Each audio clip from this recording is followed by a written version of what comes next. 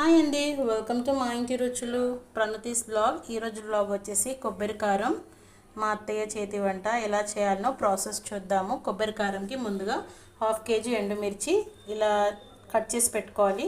కొబ్బరి 1/4 kg తురుముకొని పెట్టుకున్నాను. Salt సరిపడా రాక్ సాల్ట్ వేసుకోవాలి.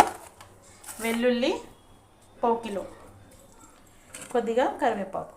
ప్రాసెస్ చూద్దాము. గ్యాస్ ఫ్లేమ్ ఆన్ చేసుకొని బాండీ హీట్ ఎక్కాక కొద్దిగా ఫ్రై చేసుకోవాలి.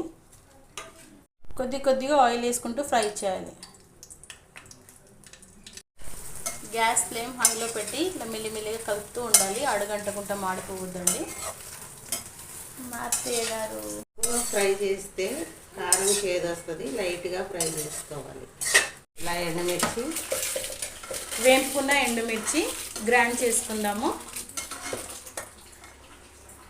కొబ్బరి వేసుకొని కట్ చేసుకున్న కొబ్బరి గిన్నెలు వేసుకొని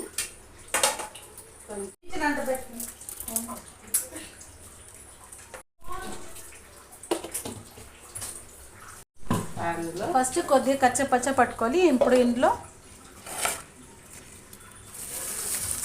ఎల్లిపాయలు వేసుకొని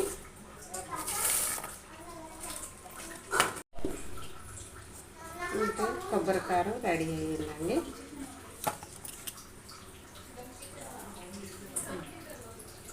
ఓకే అండి, ఫైనల్గా మా అత్తయ్య చేసిన కొబ్బరి కారం చూశారు కదా. ఈ కొబ్బరి కారం ఎంత టేస్ట్గా ఉంటుందో చేస్తుంటేనే ఇల్లంతా గుమగుమలాడుతుంది.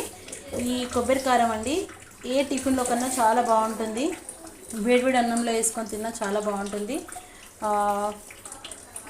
ఓకే అండి, మీకు నచ్చితే లైక్ చేయండి, షేర్ చేయండి అండ్ సబ్స్క్రైబ్ చేయండి. Thank you for watching my YouTube channel.